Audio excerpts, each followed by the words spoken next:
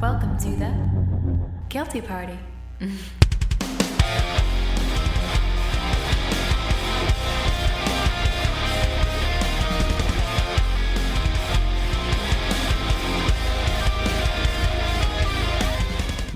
Hey guys, welcome to the Guilty Party podcast.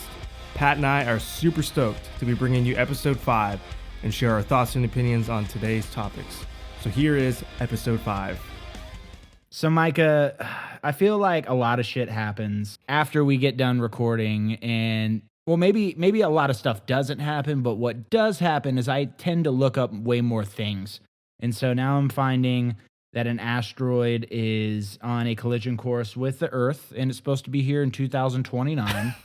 I'm finding out that Yellowstone's a volcano up there, or geysers or what have you, are about to erupt, which could be catastrophic to the level of Mount St. Helens all over again. Perfect. And then you got Michael Keaton, who's playing Batman again. What the hell's going on with this world? Can we just all admit that we are not surprised by anything that pops up new every day?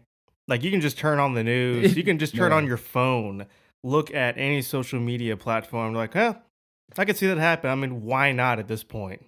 That's what everyone is feeling like right now. Dude, like literally aliens can come down from the sky and wage war on Texas itself and be like, no, the rest of America's cool, but we want to kill off Texas. And us being in Texas, I would be like, seems legit for 2020. This doesn't faze me. We're still in the same boat. Do we have to wear masks while these aliens kill us?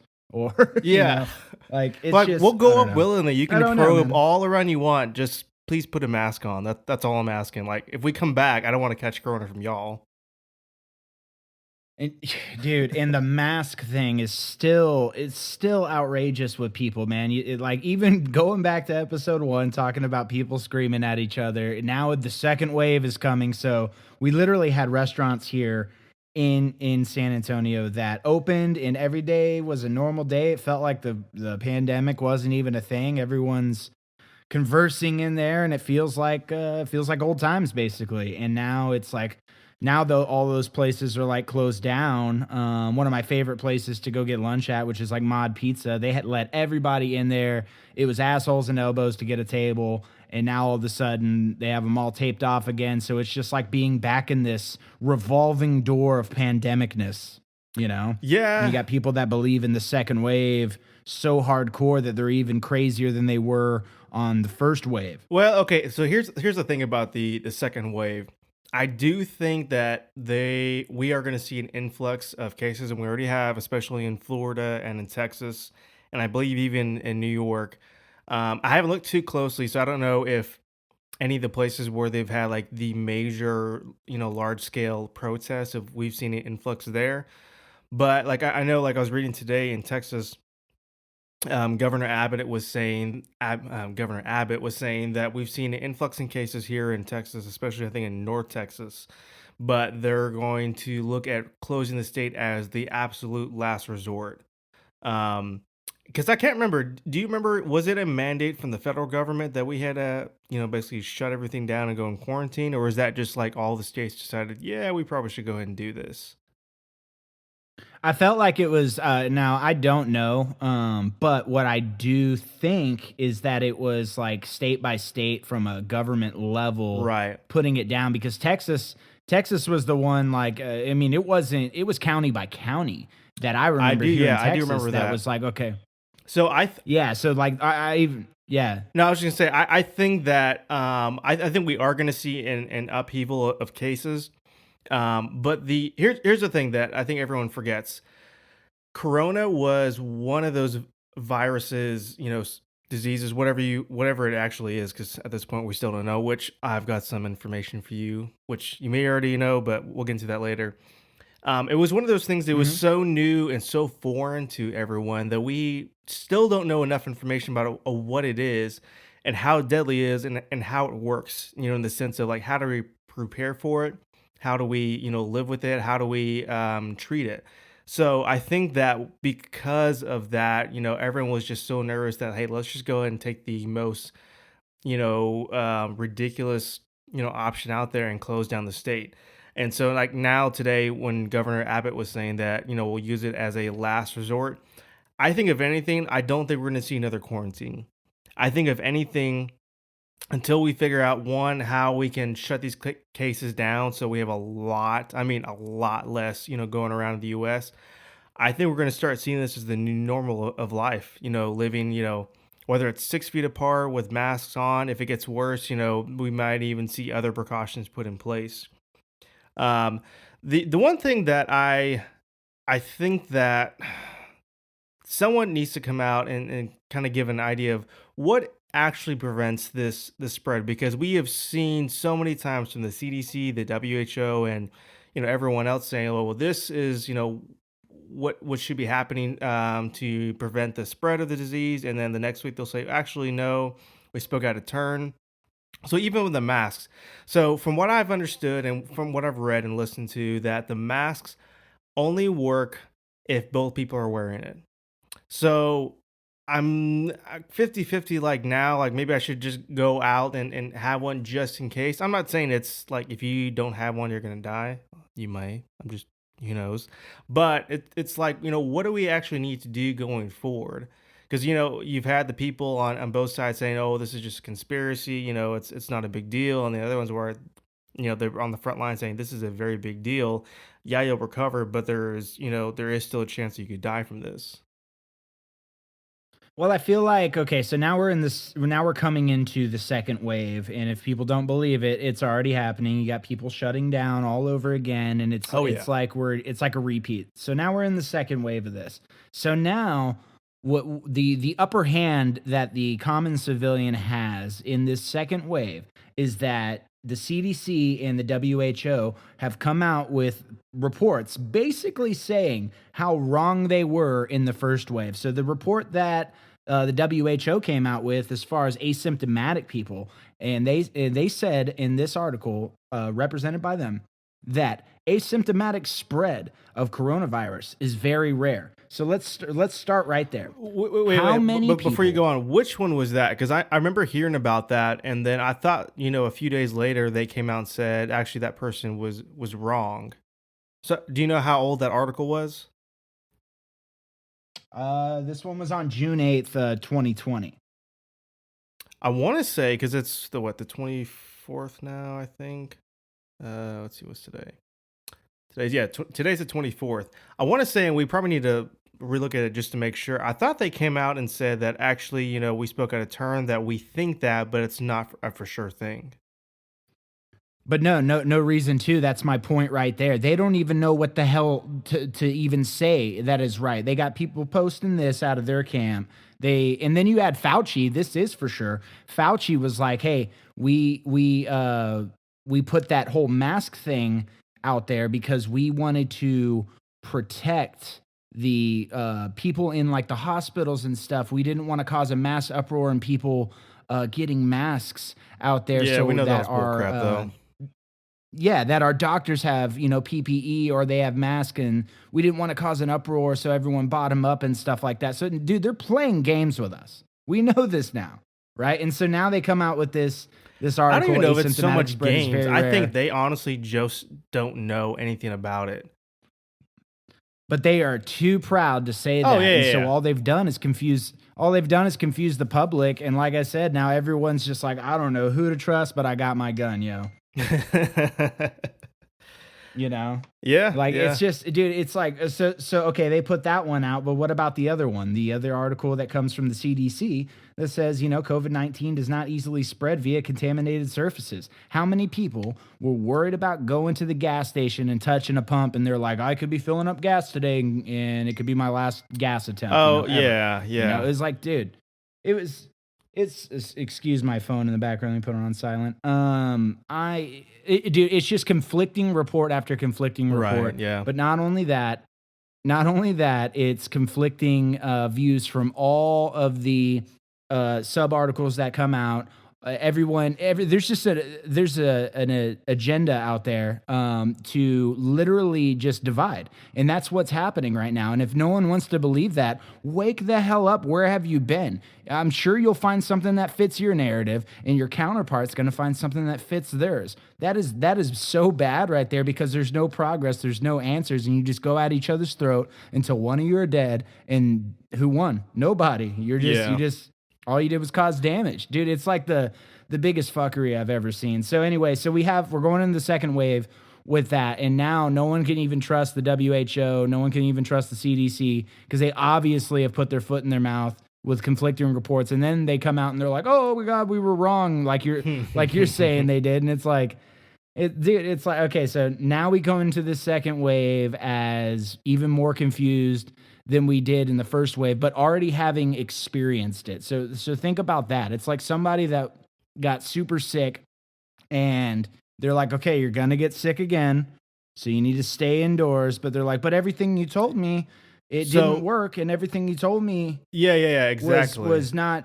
Yeah. So now I'm just confused. So you're saying do it again? And they're like, yeah, do it again. Yeah. So like, let's talk about that, because you mentioned indoors. So I've been doing some reading and some listening, and again, this is just what I've heard. Someone's take on it as, and someone who's done a study of the disease. So I can't remember verbatim and what exactly. So if I get some of this information wrong, please someone just correct me if I'm wrong.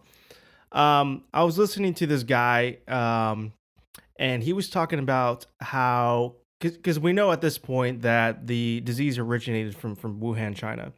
We know it was from a lab. Right. The understanding about this, and anyway, for anyone who doesn't know, this lab wasn't just a Chinese-run lab. It had funding from the U.S. and from certain, not medical departments, but medical organizations for research and study. And so I believe it was hosted by China and some funding from them. And then the other part of the funding came from the U.S. So don't just say that this is a Chinese disease, because it is, but it was also funded by us. So let's keep that in mind. But anyway, going forward, supposedly this disease, the original basis of it was a study used to try and test certain we'll just use solutions at this point, because I don't remember exactly what it was about, but for different reactions under certain temperatures. And so, different temperatures, different scenarios, stuff like that. So they were testing hey, could we solve the cold, faster under these certain temperatures, and what kind of, medication would we need to do with that? They were doing some testing with that. The interesting point to all of this is there's a certain compound in the corona that they've said they at least figured out, or that the original testing was for. And I don't remember the name of it. I believe it starts with a P, and I'll have to go back and look for it again. But the whole deal with this is it thrives, when it's isolated. So when you're indoors and you're not having a lot of contact with other things, you're having a lot less contact with other germs and other substances. That's when it thrives. So they say that somehow it got out, but the reason why that it thrives so much when everyone went under quarantine is because you had a lot less contact with outside germs, with a lot other foreign substances, because you're stuck inside. You're using the same contact surfaces you've been using for the last year, but now you're using it on a monthly basis. So even though you're disinfecting everything, it's still gonna be there, and it's still gonna thrive a lot more, because you're using. It's like the same thing. If you touch the same 5 things every single day, you're not gonna have any other contact with anything else. Does that make sense? So they're saying that the reason why it has thrived so much, especially under quarantine, and we had such a freaking long quarantine, was it thrived under these types of conditions, under isolation, under certain temperatures and stuff like that. And keep in mind, especially here in Texas, we keep all our ACs at least below, probably 72, 73, if not in the, early to late 60s. So that type of temperature would be a lot more conducive for a virus of that some sort to, stay alive and thrive a lot longer. Because I think the incubation period is like Bro, 14 days, something like that. not yeah, not to cut you off, but how pissed would everyone be if they had to stay in home on this second wave, but they were like the only safe way to stay at home is if you have your AC or your heat on at 80, 85. Dude, Like, dude, frick. you got a bunch of people just sweating their balls off, staying inside. They can't go to work. They're broke as hell, and now you're gonna make them sweat, bro. And then we're gonna have, dude, it's gonna be freaking chaos once again, but even on a grander scale. You know? Yeah, no, Like, I would honestly almost refuse to be stuck in another quarantine just because one, we already know they've been lying about a lot of stuff, or they still just don't know, so they're just saying it for the sake of it, hoping it's going to fix someone. And at this point, like, it's not going to take long for this type of information to get out. If you got half a well, brain and you start doing your let's own research, you can figure this stuff out and see from from credited sources and stuff like that. oh yeah. So I mean, say like, well, okay. So this is probably going to branch too early into something, but we can come back to what we're talking we'll come about back at to any it. point. So if what was the one reason that people didn't want to go outside? They could have during phase one of this coronavirus. They could have went outside. They could have done anything. Okay, you can't go to a restaurant. Well, what was happening when people were saying screw the government? I'm going to go outside, even if I can't go to a restaurant. There was police making you go home. Well, now things have happened since phase one of the pandemic. And so if that were to happen again, you're going to have rebellion on a grander scale, but now a lack of respect and lack of anything for authority. So who's going to make them stay inside? No. I don't think that's going to happen. People inside. And not just because Exactly. people won't let It's them. never gonna happen. We've got too many scenarios that are going on. So, and again, we'll come back to what we were talking about earlier in just a second.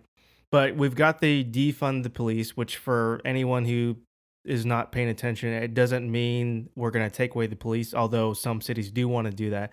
It really means we're going to reallocate certain funding of the police department to other parts of the community, just to clarify that point.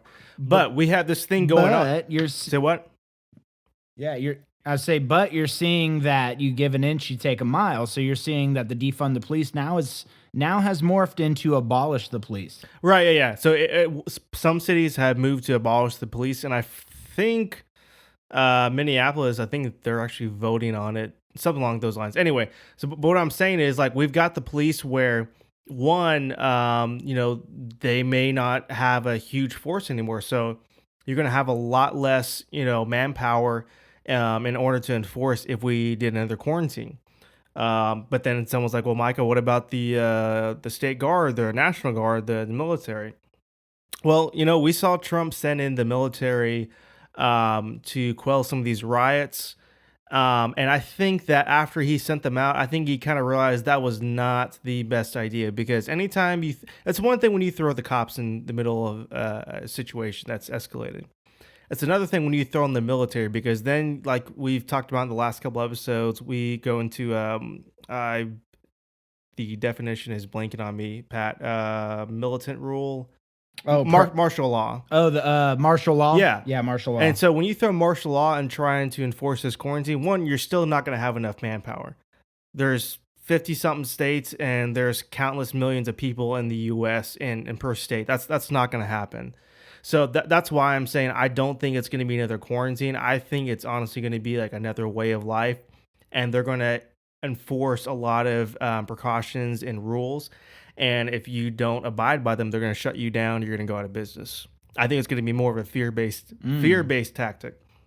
So for any business that doesn't abide by XYZ, all these guidelines and stuff, we've already seen. I don't know if it's been happening here in your area in San Antonio, but in North Texas, a bunch of bars and restaurants have gotten shut down by the TABC, and I think one other organization for not abiding by rules, because one, you got people snitching, which we already knew that was going to happen, but two, you got people going out and just enclosed plane, looking to see if anyone's abiding by the thing. And I think some of these places, I think they weren't abiding technically by the 6 feet rule, by wearing masks and stuff like that. And so, coming back from a quarantine, you thought, okay, I'm going to start making some money again. And you get shut down again because you weren't abiding by.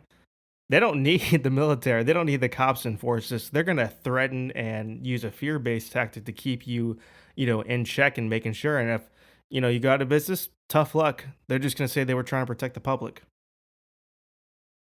I just don't see like how any fear-based tactic at this point is going to work on anybody. I know damn sure that people aren't going to stay in their homes anymore. People are so scarred from that first phase and that quarantine stuff that a lot of people got laid off, a lot of people lost their jobs, a lot of people lost a lot of things. And now people got back on their feet. It was like dangling the fruit over their head a little bit. And so life kind of went back to normal here for a little bit. Right. And now it's going to be all taken away again. I don't think people are going to stomach that. And now because of just the lack of not from an individual respect for standpoint. the police. So not from a family or, you and I, like in our homes. It's going to be more based and thrown on the businesses. Because again, if we all keep in mind that during the quarantine, all of us were home, the businesses that were making it, they were abiding by all the guidelines, or you've got some where they weren't, but they were able to at least float themselves. And a lot of these were corporations and other businesses that found a way. But I think that's who they would target, because again, if you got a lot less businesses for you to go visit, you're going to want to stay home because there's nothing else to do. Okay, so the counter to that is, how many businesses did you see, like that Dallas shop owner, salon owner, that said, screw it, I'm going to cut hair, or I'm going to do hair anyway? I mean, you had a lot of places that silently did that. They just didn't get the national media exposure like she did. No, I totally agree with that. And how many, like Texas, I don't think how would many do other that. Businesses? But that's how many just other businesses Texas. What are about going to the rest of stomach the a second states? wave? Well, let's just start with Texas. How many people are going to stomach a second wave again like that? They're not. Like, there was so many places and restaurants and businesses that closed down here. Yeah. That they're not going to let that shit happen again, because they almost lost it, got back up. That's what I'm saying. And so we can use that same analogy for like people in their homes. Well, it's the same thing with businesses. There were so many businesses that closed down. Now they got new owners. You're going to put that new owner that just bought it out of foreclosure, and you're going to put him through it, and then it's going to be a repeat process, and it's just tank the economy. And so this is happening also nationwide. There's a lot of places like, I think, Portland, that have been on lockdown for like 3 months, an absurd amount of time. I don't know how any business same thing is for LA. there. But again, like I'm saying, I don't think it's going to be a quarantine. I don't think, especially here in Texas, and I know that there are a lot of those states were hurting and where they were super thankful to open back up again. I think it'll be more that if this gets worse, the second wave is maybe worse than before, or it gets just as bad. I don't think they're going to do a quarantine. I think they're just going to add a lot of heavy guidelines that you're going to have to try and follow as a business, or possibly get shut down. And I think that's what they're going to do, is like, hey, well, we're not saying you can't open. We're just saying you need to abide by these. And if you can't do that, then you can't be open, because you're putting that people at risk. And then, you're going to have a lot of people that are going to try to push back that. And I'm sure you're going to see that in a lot of states. And you're going to see some states where they're going to crack down, and others, they're like, well, at this point, y'all just figure it out. That's the only thing I can say on that. Well, I think that if anything, all the leaders that are in charge of this, all the scientists, they haven't come to a conclusion of how to kill this thing off. And obviously, no one's going to trust the numbers. They love putting out numbers. I had a good friend on Facebook. He said, go type in any three digits. Becca had me do that. It's crazy accurate. And then after that, go type in any 3 digits and type in those who didn't see this post or haven't done this, do this. Go type in any 3 digits and type new cases. Right after that, any 3 digits you pick, new cases, on Google or whatever search engine, and look how many come up. And so no one trusts the numbers anymore because of all the fabrications from people dying in car wrecks, and then they put it on to COVID numbers to get that extra funding, and then people that were going on the ventilators and they were getting that extra Medicaid money, and now they said that ventilators give you a less chance of survival. So no, I mean, dude, like, it's just become this I have never seen America not trust anything anything. I mean, dude, from when I can remember, there was always something you could trust as far as guidelines or direction from leadership in this country. That shit is gone. No one respects the police no more. No one respects the media. I'm totally for that. I think the media is garbage and I think they're evil AF.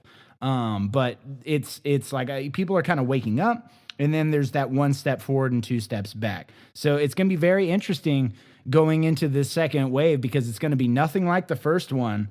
But now we have animosity from in the streets from all the things that have transpired since the beginning of this pandemic. And so it's going to be, I mean, it's going to be very, very crazy. And now you got, now you have what you were telling me earlier, Micah. You have the NYPD. Are we done with this segment? Do we want to move on to the next one? Yeah, go for it, man. Everyone knows that we're in the second wave, so go for it. Yeah. So no, you and I were talking earlier about before the podcast about defunding the police and where we kind of see that leading to, because we've already seen, it start in Minneapolis. I believe they're trying to vote to abolish it completely. The only problem is they can't really say what they're going to replace it with. They just are saying that they're going to figure out something. But I'm like, okay, well, what's that timeline? Does that mean that you're going to, abolish it and then figure out later? But anyway, that's what they're doing with that. I know Atlanta. Didn't you say that a good portion of the police either walked away or they've disbanded part of it? Or maybe an area of Atlanta? Sure did. Sure did. And the first day that happened, there was a massive shootout in the streets and innocent people got caught in the crossfire. It happened within a matter of hours. That's matter of crazy. Hours. Can you fathom New York City and that happening? I don't even want to think about it. It's just it's so crazy. It literally turns into Gotham City. Oh no! At that point, just start rewatching all the Gotham movies with Batman, and that'll literally be what New York City would be. And any other bad New York City movie you can think of. That's totally what it's going to turn into if you have the NYPD walk away. And I think what was the timeline? July. Oh 4th? yeah. So supposedly, and this is what I've read, and I've seen it from a few sources, that on July 4th. The NYPD is threatening just to kind of walk away from the job that day because of how they've been treated and all the talk about disbanding, and there's not been any support for the good cops, of sorts. So that would be very, very interesting because, I mean, again, any national holiday, you're going to have a lot of, especially 4th of July, you're going to have lots of fireworks. So there's, chance of reporting any fires or anything like that. You're going to have lots of drinking. You're going to have people getting into fights. There's going to be all sorts of stuff. And I know that every holiday, most police departments are pretty busy answering calls and stuff like that. So that's going to be interesting to see if that leads anywhere. The only thing about New York City, did you hear about the supposed Shake Shack where they put bleach in their milkshakes and it turned out to be a hoax? No, I didn't. Okay, so elaborate. 3 cops supposedly got their milkshakes and they tasted funny, and apparently they said it had bleach in it or fluoride or some type of weird thing. And they made this big deal that Shake Shack employees were trying to poison police officers. There was an investigation. Turns out that it was just, some leftover cleaning fluid from a machine when they're cleaning it, because, you're supposed to clean your milkshake machines, I think, every couple days or so. Anyway, and then 2 days later, they did an investigation, and it turns out it was a hoax. And I think that the police association or union, supposedly, they manufactured, it wasn't a big deal. Because here's the thing: no one could have known that this order was for cops because they placed it by mobile order. So when you place a mobile order, you're not going to know who's ordering it. You just know it's John Smith. It's not going to show, NYPD officer John Smith. Not only that, after that, it's not painting them in a good light, especially when you make a big deal without at least looking into it. Like if I was making the order and I tasted something funny, like unless like the moment I walk up and they saw me and then it took another 10 minutes, that might be one thing, but it wasn't even that. So it's like this going back and forth, the cops versus, the civilians it's not going well for either side, in my opinion. No, either both sides are jockeying for power. So both sides want to either abolish, and then the police are like, well, let's see how you do without us. And we've already seen in Seattle, we've already seen in Atlanta what that looks like. And within a matter of hours, oh, dude, I mean, why is nobody talking about Father's Day in Chicago right now? You know what I'm saying? Like 155 shootings, people Oh yeah, it hit, was crazy. 15 fatal.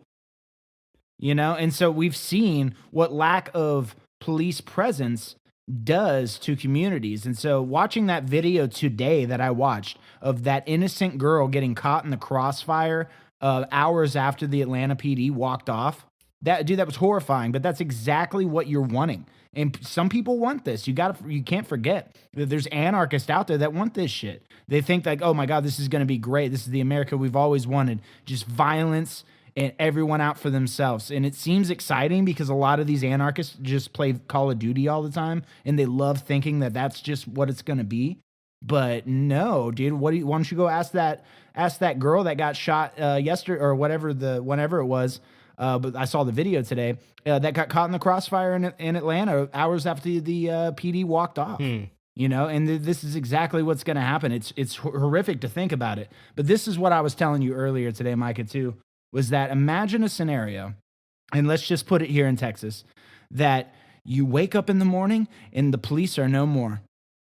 Do you go to work that day? Do you just go live your everyday life? No, you can't, because what's the one thing that keeps you safe from somebody coming out there? How many people call the police when they feel threatened? Now, Think about if you can't do that. Think about if you can't do that at all. Oh yeah, well, then that's you're why have it's to kill absolutely somebody. ridiculous when people say they want to abolish the police. Now, when they say they wanted to reallocate funds, part of that I can understand it, and I'll go into what I was telling you earlier. So, for example, LAPD, they just set the new budget. I think they get $1 billion, which, holy crap! Can you believe that a police department for LA? Granted, I know LA is a massive ass city, but $1 billion just for their police department. Anyways, I digress. Well, I guess it depends on what they use it for. Oh, yeah, and that'd be my thing. Like, how does a police budget actually break down? And that's one of my questions. Anyway, so they decided that they were going to move $250 million to, I believe it's like low-income Black communities or just to communities in general, and other programs, and then that still leave the LAPD department with $750 million. So here's the thing that I think people need to keep in mind. One, excuse me, abolishing the police is a stupid idea. You have to have some type of law and order, because you're not going to have any of the federal aid come to. They're only going to deal with it if it has to do with a matter of, national security or anything along those lines. Secondly, you want to talk about defunding and reallocating funds. Okay, fine. I can work with that. I totally understand. But agree. here's the thing. Yeah, I mean, we just got to see the. And I was just say, here's the thing. What are you going to do with the leftover money? So let's say, we'll take LAPD, and I'll talk about Fort Worth in a minute, because I just found out that they're talking about reallocating a large chunk of the police budget. So LA, for instance, you move $250 million from a $1 billion budget, to low-income communities and building up and maybe putting some money towards humanitarian aid workers who they're going to take, domestic calls and mental health issues and stuff like that. Okay, that's great. Then you're left with $750 million. How are you going to do things differently when we're not going to have another situation of George Floyd? It does no good to move money and make people feel better, like, oh, we're putting more money in the community. Okay, but that's not solving the issue at hand. The issue at hand is there's still a small percentage of cops that, are total dick bags and assholes, and they have a power hunger, and they're going to take it out no matter what. I know everyone says a lot of the cops are good, and I am totally for it, and I get it, and I believe it's true. But let me put it this way. If you make a batch of brownies and you put a small amount of shit in there, it's still going to taste like shit. So we have to figure out something to do, not only for the guys, the small percentage of police officers that are there, but we need to do better for our all the great ones, all the awesome ones that are doing great things in our communities. So you're still left with $750 million for that budget. How are you going to fix that? I think what they need to do is find, go and move amount of money, whatever they want to do for other community projects. But they need to have a stronger force of training, of dealing with, combative, scenarios. De-escalating, I think, needs to be a huge one. And they need to be doing this regularly. I was listening to a podcast from this Navy SEAL commander named Jocko. He was saying that in his time in the SEALs, they spend 20% of their time training. 20%. I believe that's, out of 12 months out of a year, that's like 2-3 months, something like that. They're spending all that time training.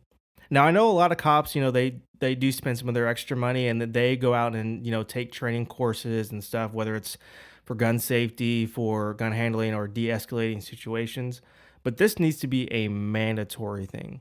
Otherwise, all you're going to do is you're going to have a lot less cops on the field, and you're going to have the same things happen over and over again. It'll just be a little more isolated because you won't have as many cops because you've got a smaller budget to pay people. What do you think about that?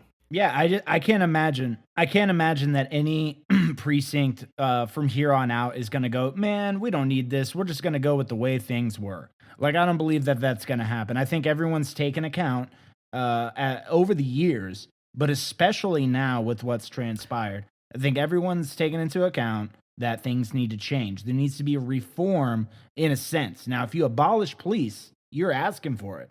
But here's the thing. I don't even think they have. Excuse me.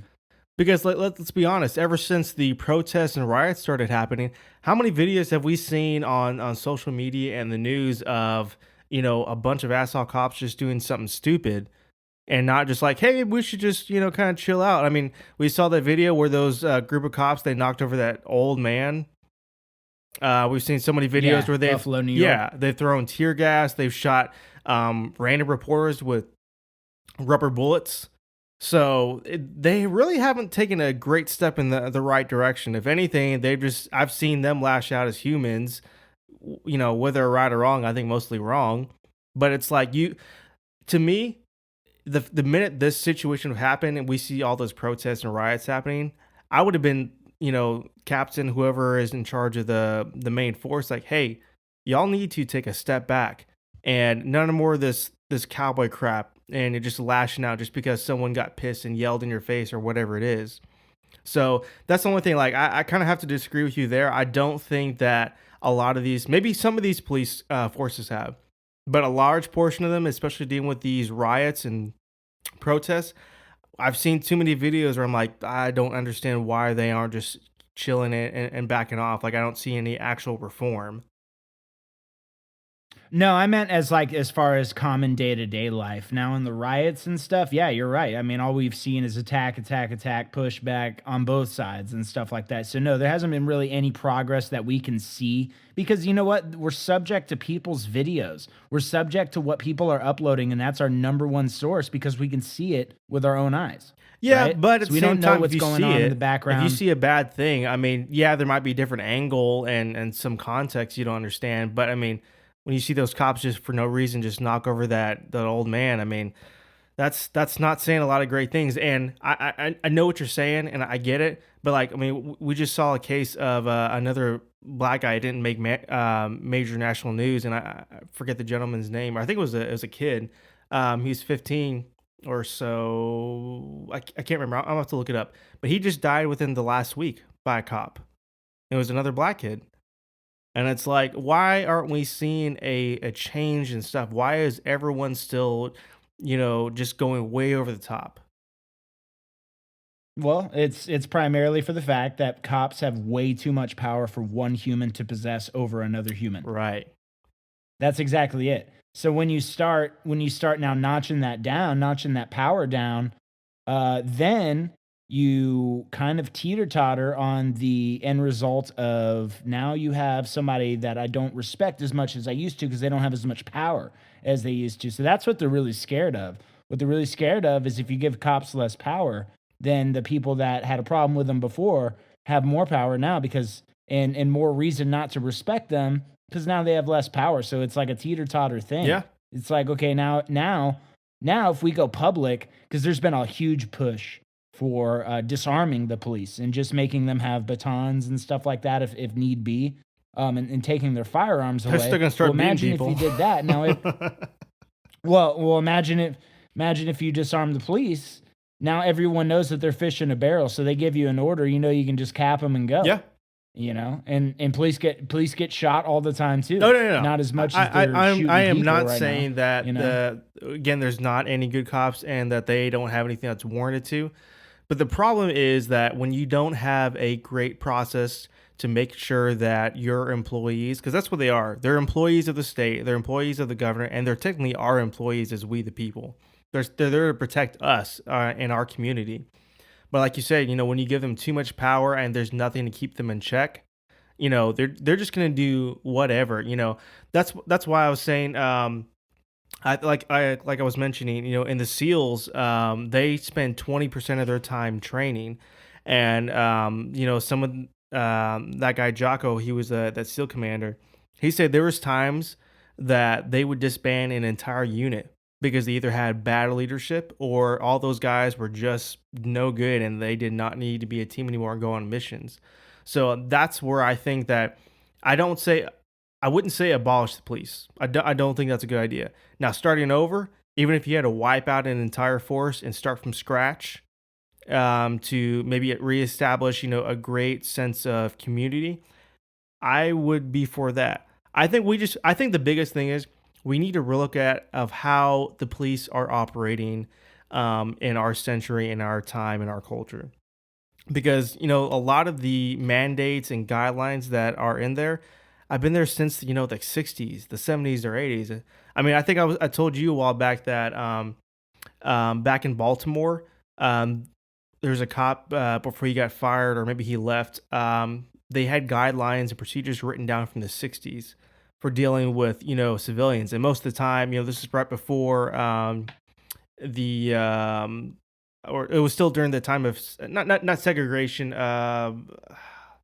Holy shit, I can't think of it. Anyway, it was most of the time where the whites were going to be a lot more harsh, on the blacks, and so that was what the guidelines and policies were written for, and they hadn't been changed since the 60s or 70s.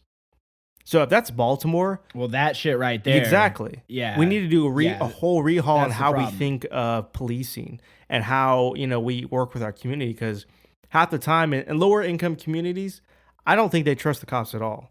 And I'm sure, to be honest, I don't think the cops, trust most of them versus, when they're driving through a nice neighborhood, it's like, oh, hey, Mr. Officer. Oh, hey, so it's like, what are we doing to fix that?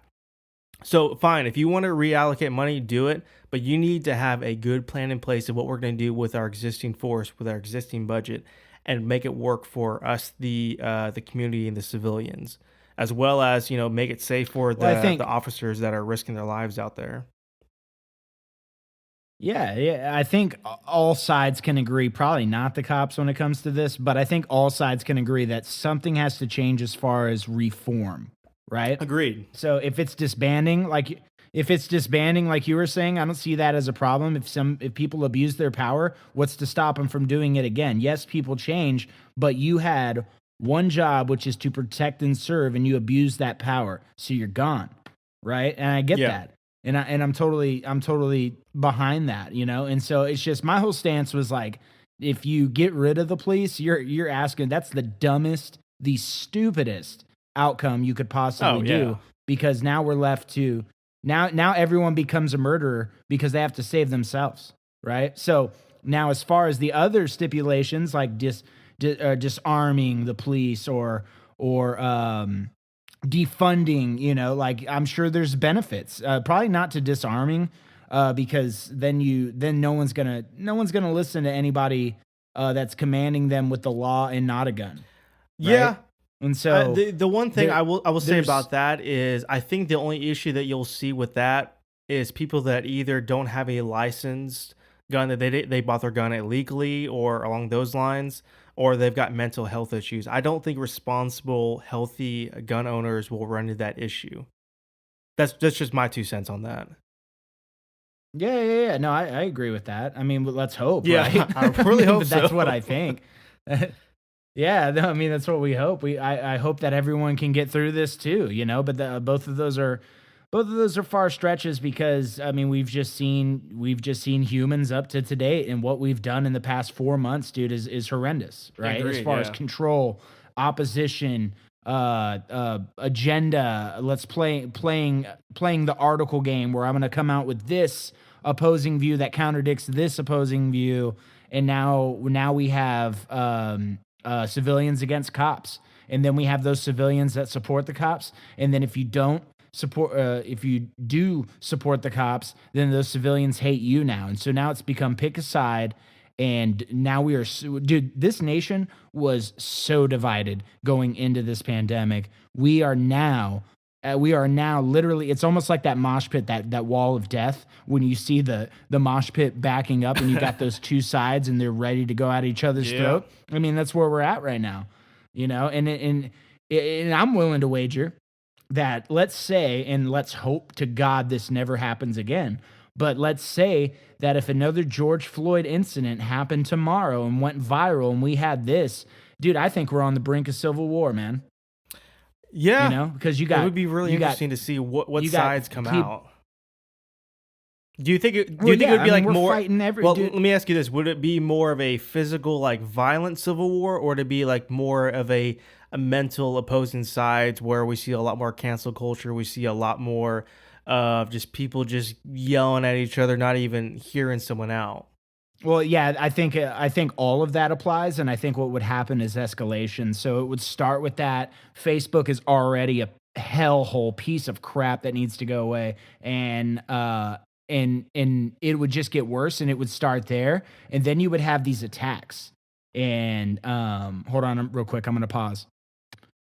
And so, right. Yeah, with the attacks, it would just take one militia. Now, you got to know, militias do exist. There's private militias out there. There's a lot of them here in Texas, which are secret societies or not so secret societies. They're kind of both.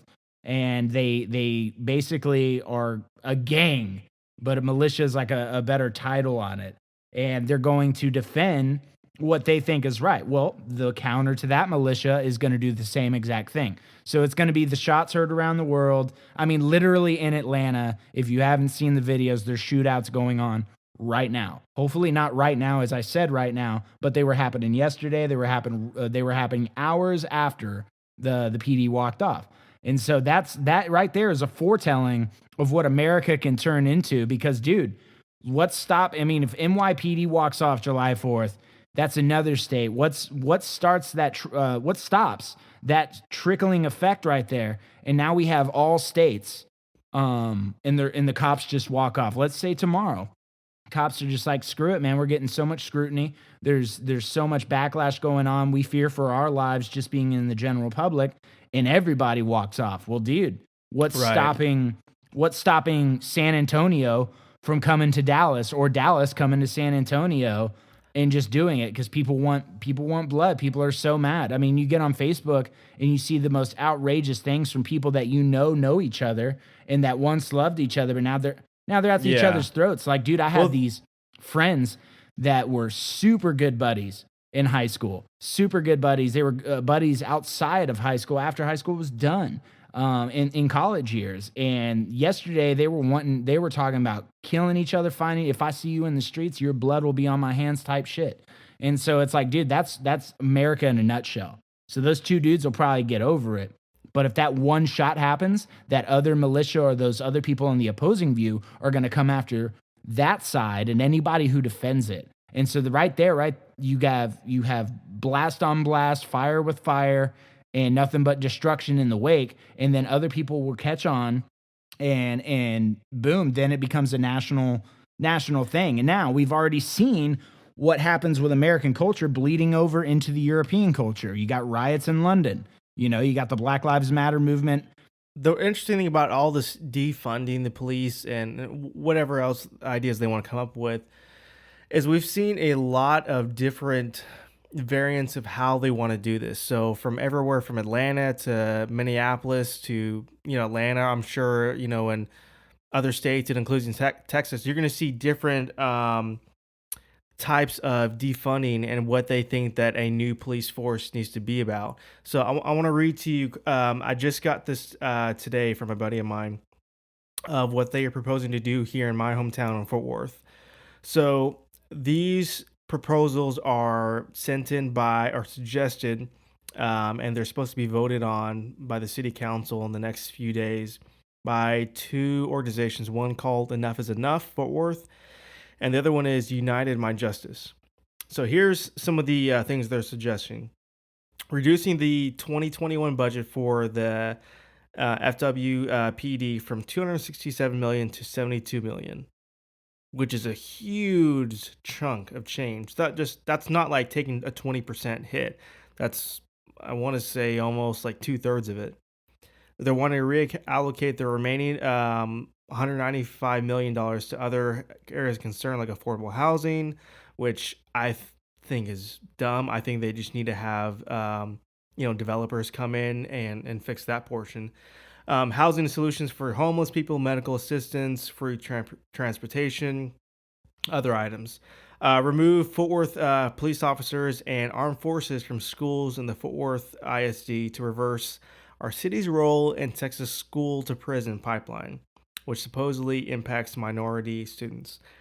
The thing I have to say about that is I don't agree. I think if you want to change how they operate in the schools, that's one thing. But I think having a police force, on our schools to protect the students from people who want to hurt them, I think that's the whole point of having them over there. I mean, we've had countless school shootings. What's to say another one's not going to happen at Fort Worth? Hopefully our officers are not a bunch of wusses like in Florida where that cop just ran off and hid and let those kids get killed. Some of the other ones is... Well, yeah, I mean... No, go ahead. But that's exactly it. So you start removing these police, even in the schools, where we know school shootings are at an all-time high. They're happening in a lot of places, and now you want to remove the one person that can stop it maybe or help to assist, because they're just fish in a barrel if one kid brings a gun to school and chooses to shoot up that school. Who's going to defend it? The math teacher? With what? Her pencil? No way. And so you want to take that one cop that's your only lifeline, literally, if that happens. Hopefully you're cool with the janitor and that dude's carrying, But then again, in most cases, if not every case, he's not. And so that's a prime example right there. They're like, we want to yank the police officers out of the schools to give minorities a better feel, right? At the school. Now, some of these, and it's like, well, cool. You just. No, I was gonna say, like, some of these, like, I get, and I'm kind of understand and kind of for, like, some of them are like eliminating fines and fees for low income citizens, like that I could see. This one I think is a pretty good idea. Like, ban the use of lethal force for individuals fleeing on foot. Like, honestly, unless the guy, like, you just arrested him for, like, you saw him commit a murder, like, there's no point in killing the guy. Just, if he escapes, put an APB out and look for him again. I don't think it's a right way for a loss of life. But there's just a ton of these. So if this is just Fort Worth, it makes you think about what are the other cities and states thinking of implementing, and how is it going to vary? Because another thing that people don't understand, I think, are not thinking of, this is going to set a precedent that for the last, let's say, 50 years, we probably had a streamlined guideline of what a police department should look like nationwide. And so when you have a lot of these changes, I don't think any police department it's going to operate the same way. So then it's going to be like, you're going to have people complaining in different states when, something happens, like, oh, well, our police department doesn't do that. Well, yeah, because you've got a different culture in a different state. People don't act the same way in Kentucky that they do in Texas. So it's going to set an interesting precedent to see how that's going to affect things in the next, 20 years if they set up police departments differently versus like what do we do from a federal guideline to establish like, hey, what is each department? What do they need to be expected to meet guideline wise? Yeah, I mean, dude, it's gonna be interesting, but yeah, everyone knows reform needs to happen. Absolutely. And I'm sure they're gonna be crunching the books on trying to figure out a perfect medium because you're never gonna get rid of the police, and No. no one's going to be or vote for anarchy. And so there's got to be a meeting in the middle here somewhere, so everyone's happy. The problem with cops, the main problem that everyone hates, or the opposing view, I should say, hates, is that one person has too much power over another person. Now, in any other scenario, let's take cops out of it. Let's where me and you are familiar with, Micah. Let's Yeah. go to a rock club. Yeah. Okay, I've been to rock clubs with dickhead security guys where I've seen, and I don't want to put them on blast, but there's this club in Colorado Springs, and it's a very popular club, and I've seen their security guards assault women. I've seen their security guards abuse their power just because they could. Yeah. And I've seen their security guards, do a lot of the shit that cops do to people in these viral videos, but except for shooting them. Right? I've seen dudes knocked out cold for not abusing anybody, for just annoying the security guard. That's an abuse of power. So this is what we have. So even on a lower security level of a rock club, there's an abuse of power. There's an abuse of power with anybody. We've seen it in the music industry. There's abuses of power. Harvey Weinstein. We've seen all these. There's nothing. When somebody has power over somebody, they usually abuse it. And this is a human nature thing that we've come to almost, one, accept, but two, we've seen it so much that we're desensitized to it. Yeah. And so this abuse of power is a human flaw.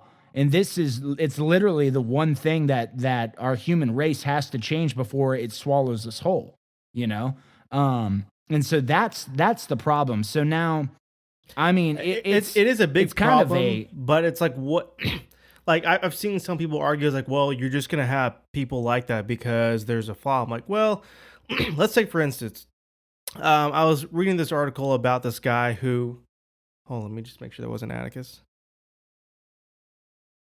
Okay, I'll make the edit there. Anyways, I was reading this article. Child alert. Yeah, I thought he was awake. I was reading this article about this person who served in Iraq, and I believe it was just like in the beginning stages in the early 2000s. So when they were set in, they were basically just sent in to do a job to clear out the hostels, whatever it is. And then from back home, the American view of what they needed to accomplish as the American force and the American good people out there, they're basically ordered to, let me back up a little bit.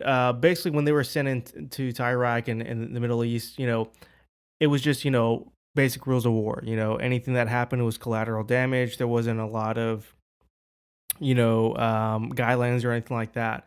But then, when the American view changed that, hey, we need to, protect the civilians, we need to be, the good old American, we're going to save people and all that kind of stuff. They were basically ordered to, like, hey, your job now is to try to not kill just about anyone. And they upheld that to the point where, like, if anyone was caught, not doing that, you were immediately, I think, court-martialed or something along those lines. So if we're gonna do that for people that are even our citizens, why can't we do that here, in the U.S. for our cops? We can't just say it's a human flaw, because it is, and I agree with you there, and I get what you're trying to say. But at the same time, like, how are we policing our police force, and how is it that our military could be out there, in other parts of the world and given an order to, like, hey, you're not under any circumstance, unless it's like an obvious that they're trying to kill you, to kill anyone, like, you have to do the best you can. Like, how is it that we can't do that here?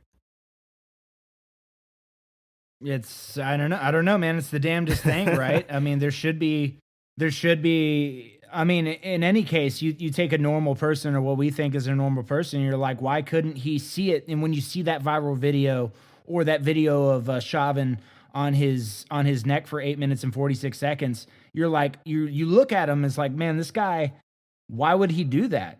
Because like a normal person wouldn't do that. A normal person would hear him in agony. A normal person wouldn't torture somebody for 8 minutes, almost 9 minutes. Yeah.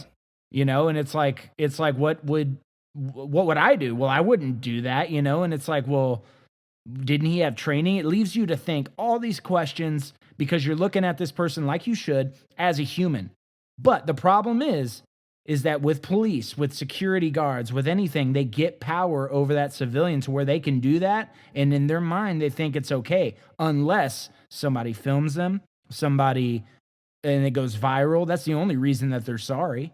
Yeah. It's the only reason. Well, and not only that, because they got caught. Yeah. I mean, because like we know that the other cops, it was their first day on the job, or most of them were, except for I think the Asian guy, I forget his last name. So I think training is one thing, but two, it's like, you know, when you see all these complaints, I think only a certain percentage of complaints that are directed towards cops, whether it's, you know, from other cops within the same department or citizens, I think only a certain percentage of them are actually taken seriously and actually done something about. So, I mean, we know that the guy who, and again, I agree with you, that when you have a human flaw, like, and you think that nothing's going to stop you with, even when someone's like videotaping or someone's not going to see it without a videotape, you're going to do it. But at the same time, you know, when you've got no authority above you that's actually going to come down, and there's going to be serious consequences. I mean, the guy had like, I think 6 or 7 counts of aggravated assault or overuse of handling or stuff like that, and he didn't get anything. So when other cops see that and know that, and it's been going on for the last 50 years, where hey, you basically can do whatever you want and there's no repercussions, then yeah, like, you know, like you said, yeah, there's gonna be no reason to stop. Why? No one's gonna stop me. I don't care if you videotape me. I'll be out in it next week, and your person, whoever I just killed, is still gonna be dead. Which is well, and how many cops sign up for the? How many cops sign up for the pure perk that they get that power, right? Now, not all. A lot of them, you know, hopefully a lot of them, I don't know, but I want to hope that a lot of them choose to sign up to be a cop, to join the force, to protect and serve. But a lot of them, that's why there's that stereotype on there that he was just a high school bully and wanted to continue it, because they get that power. They're like damn Spartan soldiers, man. If a cop shows up to my house right now and is like, bitch, come with me, what can I do? Nothing. Yeah. There's nothing I can do except literally cower to him, or I chance getting shot. I chance getting anything done to me. And it's like, I don't know what I did, but that's the power that they have. Now, can any other person in this world do that to another person without repercussions? No. You know, but if somebody didn't film that cop show up to my house and that cop be like, you're coming with me, and that cop do anything he wanted to me, if somebody didn't film it, who would ever know? Yeah, exactly. Nobody. I mean, it's like nobody. Even right now, like if you saw someone in the street with a cop just, you know, yelling at some dude, and the dude is obviously not doing anything and is cowering, and all of a sudden, you know, the guy just kicks him and pulls out his gun and is, you know, threatening to shoot him because he says he's resisting or whatever it is. Even as a citizen, there's nothing we can do. We can't even for us that maybe concealed carry or anything like that, we can't pull a gun on the officer, because then we just violate probably 20 rules and we risk getting ourselves shot, even though we're trying to help someone who has no business being harassed by this police officer. And again, let me clarify for anyone listening, we're not talking that all cops are like this. We're talking about the bad ones. And that's what we need to talk about. We're talking about, you know, police brutality that's been happening not only to majority of black people, but I've seen so many videos of cops abusing their power to all races, and a majority of them being white as well. And so this is something that it's going to take a lot of conversations. You know, that's what Pat and I are doing right now to kind of figure out, you know, what is the solution. And we're not just talking about for the sake of talking. Yeah. We're talking because we want to understand what the problem is, what the root of it is, and how do we, you know, form a path to figure out what the eventual solution is. Yeah, dude. Okay, I want to tell a story about a day that I had police harassment on me. So there was a day that I moved back from Colorado to a city called Montgomery, Texas, and I still had Colorado plates on me. that in a span of 30 minutes, I was pulled over 3 times and detained on the side of the road. And because I had Colorado plates. Yeah, so what do you think they were thinking, right? I had Colorado plates. Oh yeah, and so it was the same cop twice, thinking that she could get clever, and then it was another cop, literally. Wait, I think 15 minutes after the second. Was she just twice, you? dude, in a span of. Yeah, so there was this old school. I don't know if this law applies in Texas anymore, but there was this one thing that cops could pull you over for, and then just search the shit out of your car. And it was, if your license plate, if you know the holder that holds your license plate, it's like that plastic tin that goes around it, or I'm sorry, that plastic little lining. If that holder, that plastic holder covers up the state tag, they can pull you over. That was what I got pulled over 3 times in one, in 30. And so they see these Colorado plates, and it clearly says Colorado. Like, even without that plastic holder, you can still see Colorado. So she was just coming up with a loophole to pull me over. And so she did. And the first thing she says, without saying license or registration, please, she goes, "Where's the weed at?" Right when she comes to my car, I'm like, "Ma'am, if you know anything about me, you know that's not in here," but she doesn't. So I'm like, "That's not, I don't have any." And then I hand her my license and registration. She looks at my license and registration, and then she goes, "Step out of the car." And I was like, "Well, did I do anything?" And she yelled at me right in my face, "Step out of the car." And so I'm like, damn. Now I do want to say, this wasn't a white woman. This wasn't a Mexican woman. This was a black woman. Right. And so she screamed at me right in my face. And then she had me sit in the grass on my hands. And right when I sat down, she goes, "Now, if you run, boy, quote unquote, it's not going to end well for you." Right in my eyes, bro, said that. Okay. This was the first, and my friend, and I have a witness there that was there with me. His name is Trent.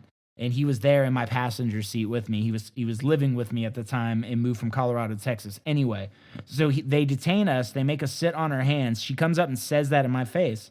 And then she brings the canine unit. She brings another backup officer to watch us. And she searches my car for a long time. And she doesn't find anything, obviously. And so she goes, "Okay, you're good to go." And I was like, "I'm good to go?" She's like, "Yeah, you're good to go." Well, cool. I go into the grocery store.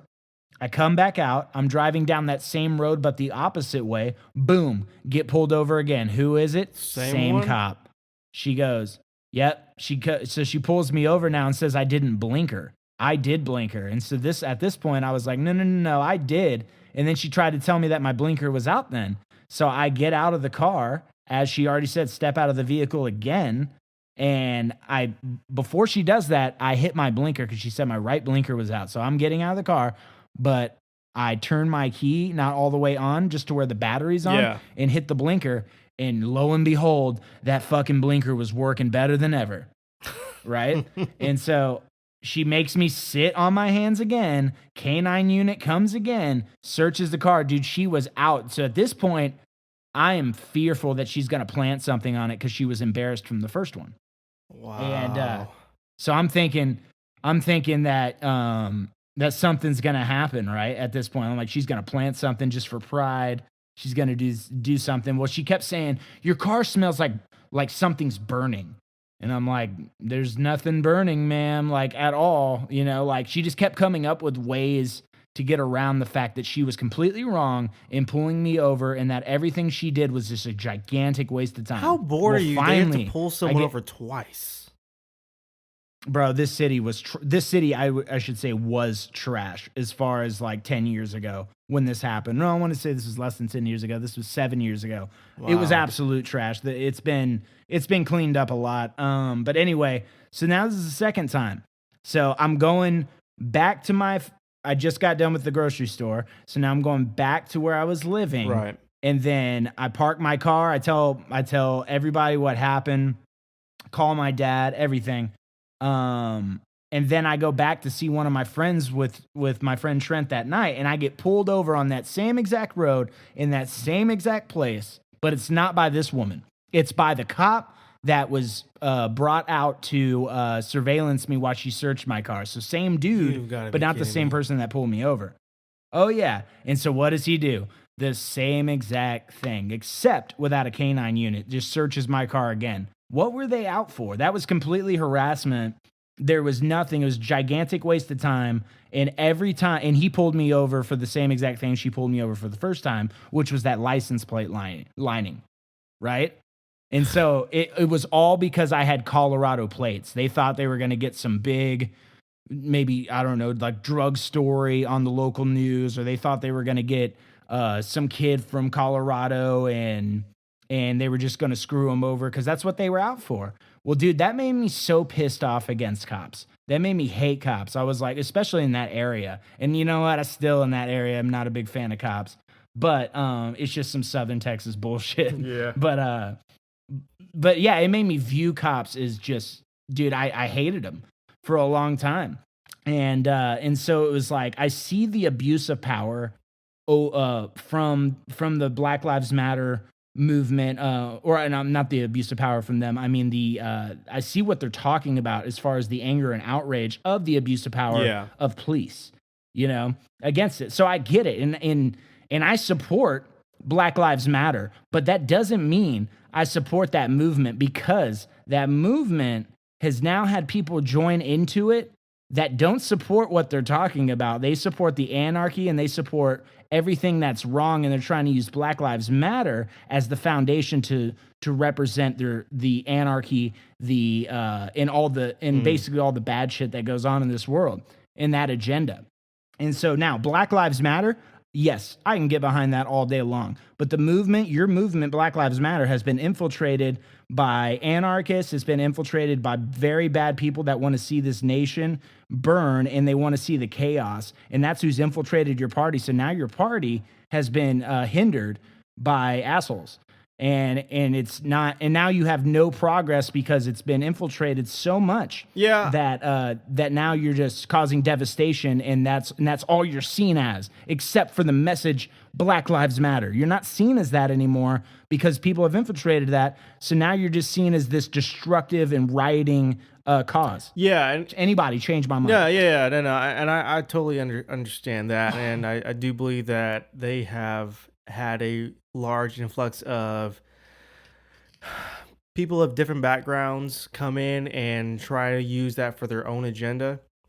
You've had everyone say, well, this matters, my thing matters, all sorts of stuff, from gay, from trans, from people of different, and whether it's Mexicans, Latinos, women, they've all tried to hitch on to that and use it as a platform to express their thing. But I think, well, it's because it's the only one getting through. So now they're like, okay, now I can use it. If we're being honest, it's the one movement that has always gotten a lot of publicity and usage versus some of the other ones.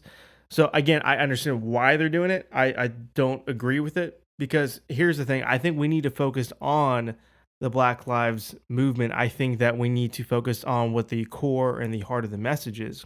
And here's one thing that I really do think that they need to take a look at. I think they need to have a set of either leaders or someone leading the movement to establish what the core of their belief is. I think that right now it's really a leaderless movement, which is kind of dangerous, because then it's like anyone who associates with themselves, they can say whatever they want and say it's part of the movement. And if you disagree with it, then you're, against Black Lives Matter.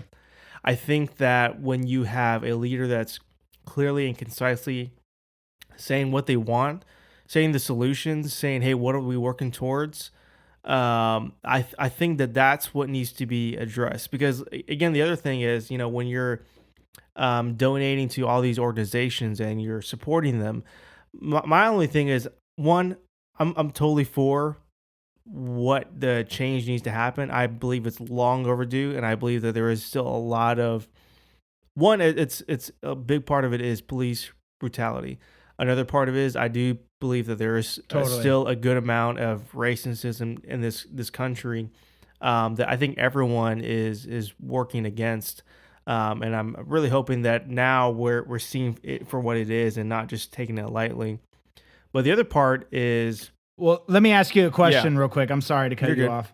I'm generally curious because I thought about this for like the past week. Uh-huh. Do you think that majority of the racism dies when the generation before us dies? I honestly do. And here's the thing. When you're growing up in a certain way, not everyone is going to have the set of parents that teach you like, hey, it doesn't matter what someone's skin color is. You should recognize, who they are, but it shouldn't change the fact of how you treat them as a human being. And here's the other thing is it's not just your parents. We're having to go back 2 generations. Again, the Civil War ended only 100 years ago. It wasn't the 60s where we made the big change. And we signed the bill, and now African Americans can be with whites and not have a fear of segregation or anything like that. That wasn't that far off. So we're talking 60 years. That's not even a full person's lifetime. So I agree with that, and I think you're right.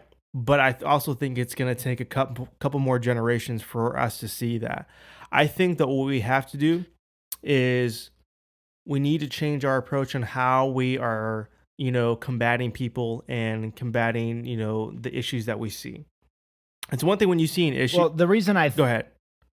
Okay, no, go ahead. I was just finish. say the reason that I think we see so much of, not a lot of these changes is because when you see someone that's acting out or maybe just acting ignorant because that's just how they've grown up, you see people attack them. And it's like anything else in life. When you're working a job, if you're doing something wrong, if your boss comes over and starts yelling at you and berating you, you may or may not want to make the change. You may just want to keep doing it just to piss him off because no one is going to want to react to being treated, less than human. But when you have that conversation with someone, then they're more apt to seeing what the issue is, why it's bad, and how it affects people, and changing that. And I think that we need to do both. I think we need to focus on teaching our future generations on how to just be human to each other, to recognize, our difference. And at the same time, just continue to call out, things that we see that are wrong, that are definitely either systematic or, it's definitely because of, someone's skin color or the way they look, but doing it in a constructive way. So that way they in turn will do the same thing. Because someone, Yeah, and I mean, I and agree. before I didn't want you to cut you off again, but someone was asking me this that like, hey, and this kind of has to do with the race issue. Do you think that we should teach our kids, because you're mentioning future generations, should we teach our kids to not see race and not to see color? I know a lot of people say, well, I don't see race and I don't see color, and here's my 2 cents on that. I heard the most perfect example of some of this, and this is coming from a black guy. He was saying, as a kid, because he's first generation African, I'm second generation, by the way. He's first generation African. So for him growing up with dogs, he didn't have dogs as pets. And so most of the dogs that he encountered were threats. So here he is, as a young man and an adult in his 20s, because of how he grew up, he has no real way of, telling the difference between a dog that's not a threat and a dog that is a threat. So when you grow up and you don't see race as an issue, you're not able to appreciate and understand, that person's viewpoint, but also, treat them as human because you can't tell the difference. Does that make sense?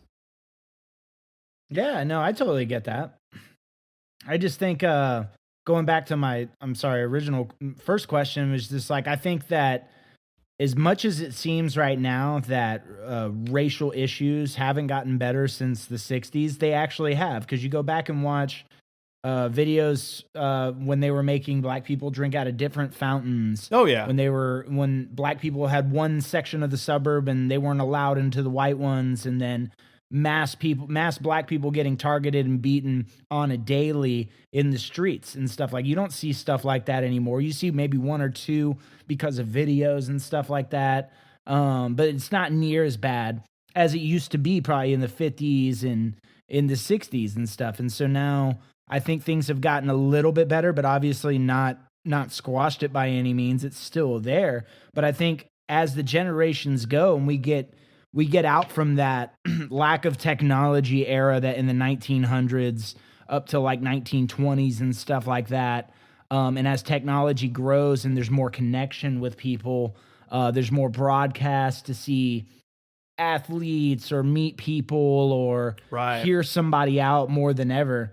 I think that causes connection, and that causes people to understand that person and put down their racial bias due to nothing but assumption as to where their friends or their culture or their community that they grew up in that didn't have those tools taught them differently. So I just think that I think it gets better with every generation. And I think when our generation previous to the one that me and you share, Micah, I think that I think it'll just get better from there on out. Unfortunately, I think it takes things like this George Floyd thing. It takes things like what we're in to see progress, because Frederick Douglass said it the best: without struggle, there is no progress. And he was 100% right. We're in a struggle, but we're seeing some progress. We're just not seeing total progress or total reform. And I don't know if total reform or I don't know if the Black Lives Matter movement gets everything that they want. I think this is a fight that they're going to have to fight for hundreds of years, you know? But if it goes to blood in the streets, if it goes to mass chaos and war, I don't think you gain anything out of that, because it's just bloodshed, and that's all it'll ever be known as. Yeah. And the last thing I'll say on this before we move on, because we got some fun stuff to talk about, is I don't think it's going to take hundreds of years. I think it may, if this thing just dies out where it's just a major incident, and then all of a sudden the next few months it goes back to whatever it is, and there's no propulsion going forward. I think that if people keep at this, that you're always going to have the outliers, the people that they just want chaos. They don't give a crap about anything. I think those who are true to the main message behind Black Lives Matter, and wanting to end police brutality, for everyone, I think that we'll see a change. I think we'll see a change in the definitely in the next few years. But the one thing that, and I'll leave it with this, is it's going to be very interesting to see, whoever wins the next presidency in November, see how much that they actually do something about police reform and different things that we've been seeing people talk about and wanting solutions, or if it's just going to go back to business as normal and they're like, oh yeah, whatever, because it's not an election year. Because we see a lot of different things that politicians do when there's an election year, for sure. I think with the presidential elections, I think having a president is in our modern day thing. It doesn't matter who you put in that office. One, they're always going to underperform, because they're always fighting the other party, until we abolish the two-party system, when we just have a leader, that represents all sides, and it's not just one party against the other, because we're clearly seeing that shit gets nowhere, and I think that no matter who you put in that office, half of America's going to hate him, half of America's going to love him. It doesn't matter, because it's a party thing. It's like a football team. It's like you got the Cowboys and you got the Chiefs. What side are you on? Are you a Chief or are you a Cowboy? Right. Well, and it's like, well, you can't be both. Yeah. Because no one pays attention to that person. Well, here's my last question to you before we move on. I heard someone talk about this last week. What if we changed how we view the presidency, instead of just, whoever gets elected is either a Republican or a Democrat? Because we have to be honest, until they abolish the two-party system, we're not going to see an independent or anyone from another party win the presidency. What if whoever we elect, whoever is below or above them has to be from the other party? So let's say the next president is Democrat, his vice president has to be Republican, or vice versa. That they have to. Dude, that's interesting. Yeah. So, because they would have to be elected, like, hey, y'all have to work together. And then if not, then we should just put something in where we vote y'all asses out and try again for someone. Dude, I think you're onto something there, man, because that would force that would force a camaraderie, that would force a meeting of the minds. instead of just this one agenda versus the other. Yeah, know? I mean, because both. I mean, a vice president still has a good amount of power, and we already know that Dick Cheney was the main one calling a lot of the shots. During George Bush. I mean, of course, the president, you have a lot of power still in itself, but it would be interesting because then you'd see both sides kind of balance each other out. So that's something I want to. Well, I think no matter what is that we need to start seeing more than ever America start working together again. That means Democrats and Republicans stop fighting. It's become this, no matter what it takes, dethrone Trump. And that shit has done nothing but cause division and more anger in this country.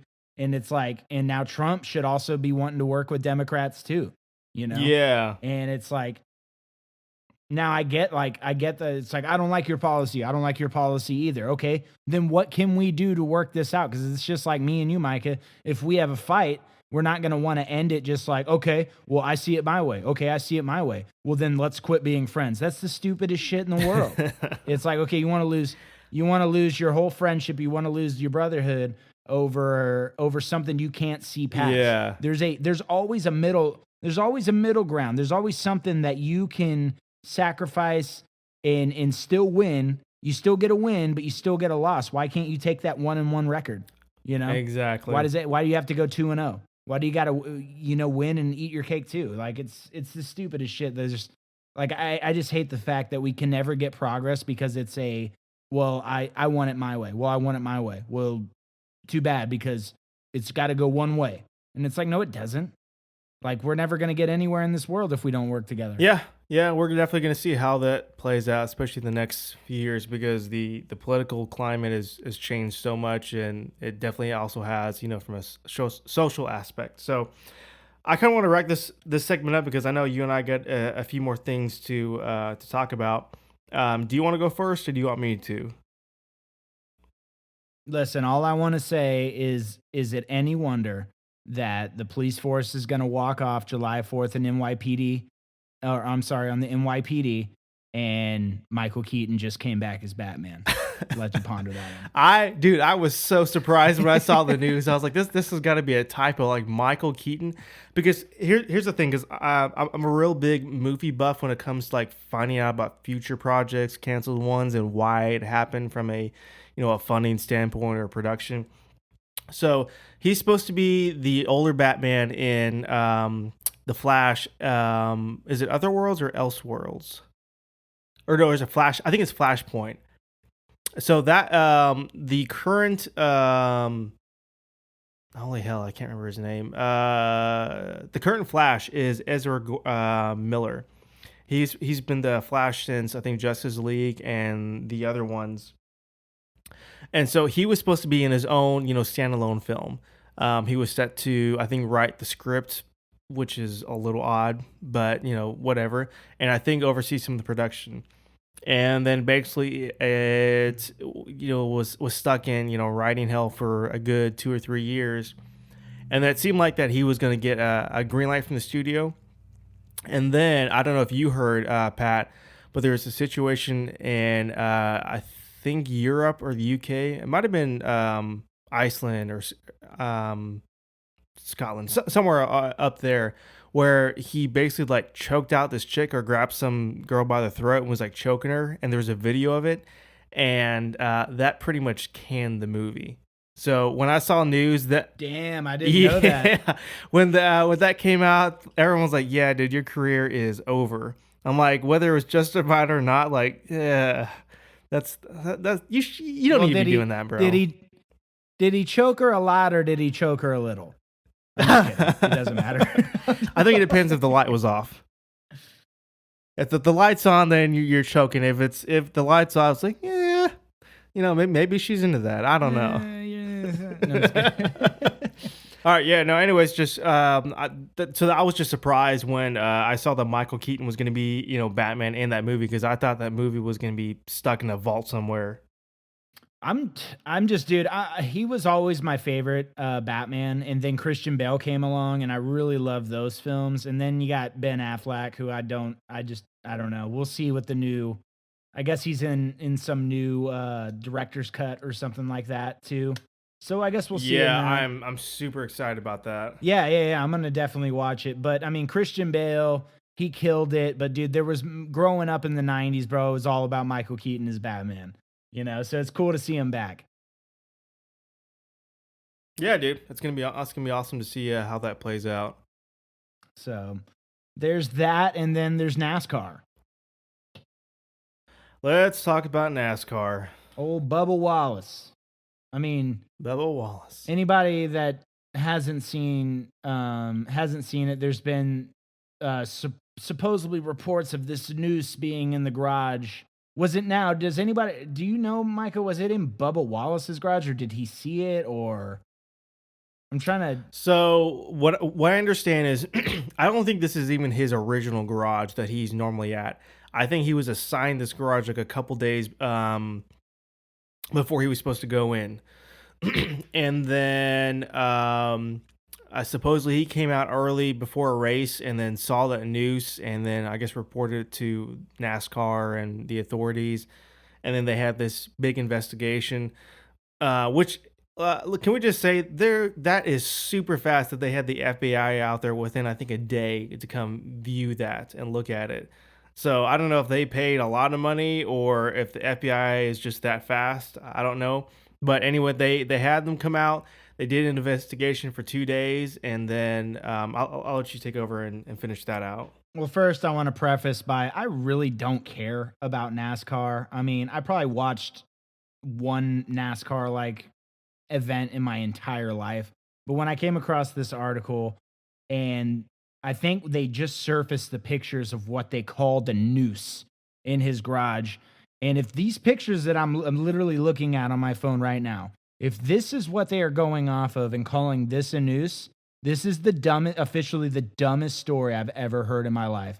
Because whoever wrote this or whoever investigated this and didn't realize that this is a rope to pull up a garage door is stupid, and they should be fired immediately. This rope is not even strong enough to hold somebody from their neck, yet alone not even big enough, the loop, to put somebody's head through it. You can put your hand through it. Why? Because you can pull a garage door up while using it, because clearly that garage door wasn't powered by electricity. This is the stupidest shit I've ever seen, and I can't believe it's gotten this much coverage. But if I'm wrong... Do you have a link for the picture? Because I haven't seen a picture of the noose yet. I will send you a picture, my friend. You want me to send it now, or you want me to wait till we're done?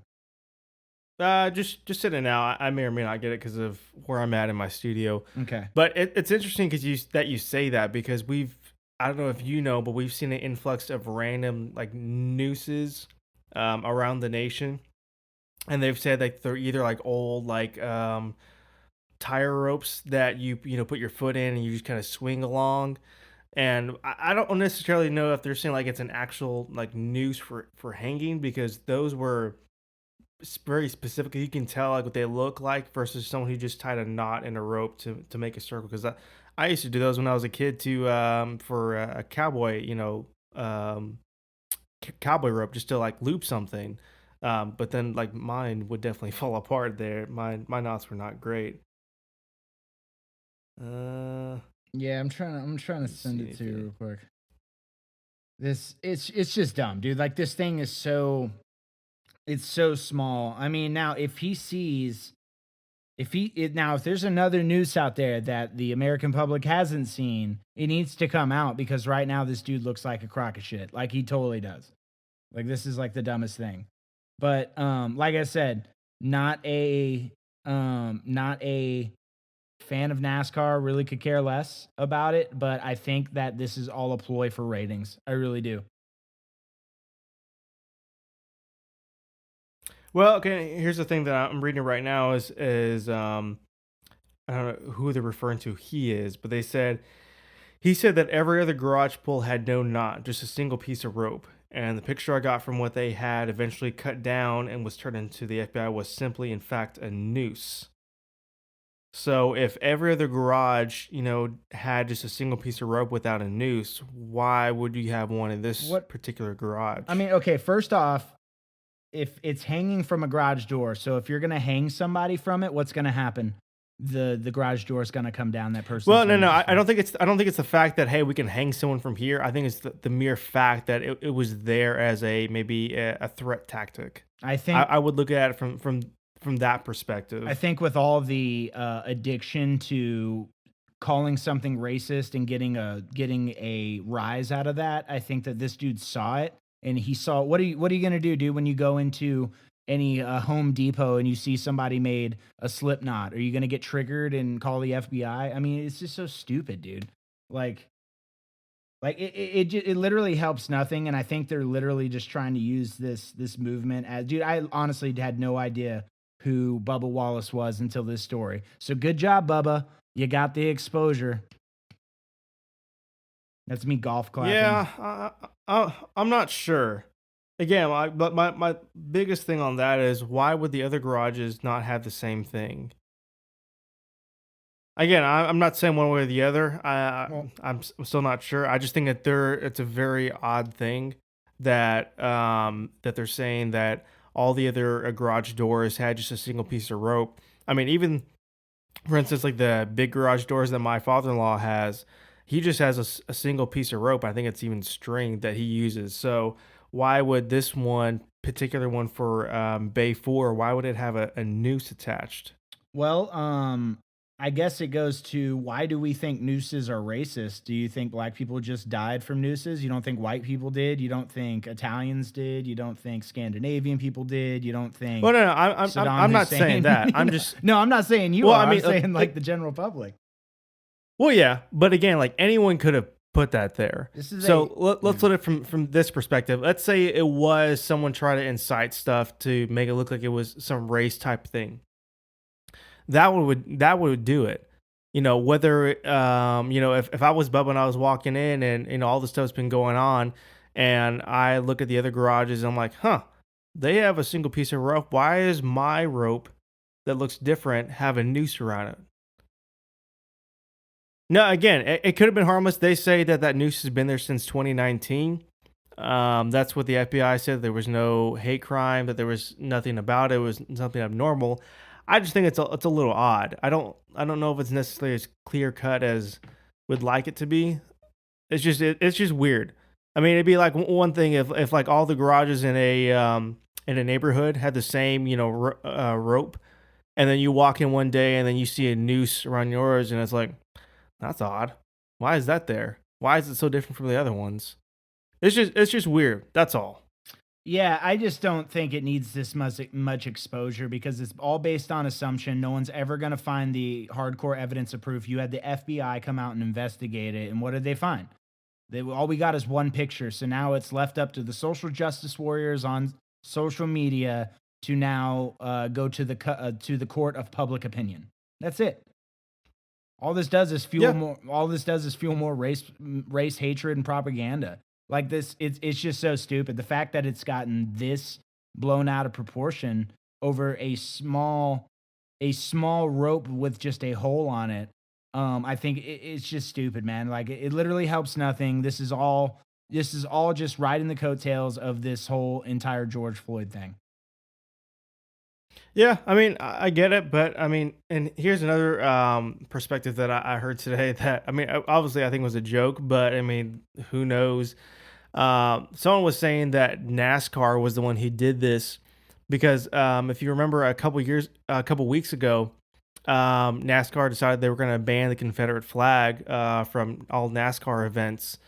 You had that one idiot driver who said he's going to retire from NASCAR, who absolutely won nothing, and so no one cared about what he had to say. But then you saw a good amount of people, or a small amount of people, protesting that they wanted the right to, have the Confederate flag and NASCAR and all that kind of stuff. And Bubba Wallace was the main one who was like, hey, we don't need that in here. So the conspiracy is that because NASCAR wanted to kind of weed some of those people out, for that, they wanted to, they planted that there, so that way it would create all this buzz. That way everyone would rush to Bubba Wallace's, aid or support, that, someone would put this in his, garage. And that people who would think like, oh, well, if someone put that there because they had an issue with him wanting to take out the Confederate flag, maybe it's not that big a deal if they were going to like take things to that extreme means. So someone said that it was like a PR move to make NASCAR look, really well because again, they rushed to that, they had the FBI out there within a day and they solved it within 2 days. That's pretty unheard of, at least to my knowledge, This for is any all. That's all it case and seems. situation. That's all it seems like to me is just a big PR stunt, and they're milking this so bad. And it's like, like I said, you're never gonna find proof of it, and hopefully they do if there's something there, rightfully so. But if nothing ever comes of it, it's just another stain, and it's just another step back in this fight in America right now. That's all it is. Yeah. For a sport that I could give a shit about. like seriously, man. Like, golly. So, I don't know. Anything good? Is anything good happening in the world right now? Well, I've got something. I don't know if it's necessarily, it's not bad. It's just odd. Do you remember Akon? He was I guess a R&B artist. I know of him mainly because of Lonely Island. Did you ever watch the Lonely Island skit with him and with them and Akon? Dude, I'm a big Akon fan, man. Okay, so Akon has been trying for years to create his own city. So recently, in the last couple weeks, Akon was awarded $6 billion, billion with a B, $6 billion to build Akon City in Africa. Can you imagine just someone giving you $6 billion? And so the deal with that is he was finalizing a deal to build a cryptocurrency. And this is going to be in Senegal. And I hope I'm saying that right. You would think because I've got African heritage. Senegal. I'm going to get so much hate for this. The country, Senegal, he's building a cryptocurrency city. And they're still making all the designs, but it looks to be very futuristic. But they're going to be completing it and supposedly in about 10 years. It's supposed to be the first LEED certified project in Africa. And it's going to be touted as a tourism city. And the state-owned tourism agency is actually working with Akon. They're going to have everything from a university to, skyscrapers for businesses, medical facilities, all sorts of stuff. And it's supposed to be only a 5-minute drive from Senegal's new international airport, which just opened up, I think, 2 or 3 years ago. So the second phase is supposed to be starting in 2025. And then 2022, I think they're starting the first phase. But here's the thing, this is why I think this fits in our good segment for what's going on in the world. He's always been trying to do good things for Africa. I don't know if he's originally from Africa or if he just has great ties to there, but I can remember stories, here in the last like 10, 15 years where he's donating to charities over there, or he's building something over there. And he's been trying to build this is probably a bad word to use, but build an upgrade for Africa to build a better sense of stability and just, I guess, culture and citizenship over there. So when I saw that, I was like, good for you, man. You're trying to do something. I mean, you're not trying to like tax people to like, hey, we're going to build a city and this is going to be great for y'all. I mean, he got all this funded.